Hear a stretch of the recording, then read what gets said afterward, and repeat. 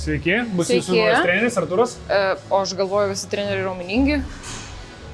Daug galvoji, einam parodysiu mūsų naują klubą. Čia pabėgiosi, čia pasisversi, čia atsigersi, čia pavalgysi, čia selfie padarysi, čia pasitreniruosi, čia svorį pakelnosi. Kas čia priklijavo? Čia už pakuriuką patreniruosi. Čia jeigu esi introvertas. Gerai, pradedam nuo apšilimo. Gerai, einam. Treneri, galit prieiti? Taip, aišku. Treneri, prieisit? Taip, aišku. Nieko tokio. Bet treneri, čia jūs. Tai skau, nieko tokio. Nereikia mums tos peperonį jūsų. Šalin, staigiau. Aha, gerai, vieną pizzą dovanų. Nereikia mums. Ačiū. Ką jūs padarėt? Treniruoklį kitą užėmiau. Treneriu, kur jūs prieš tai dirbot? Tai kitam klube.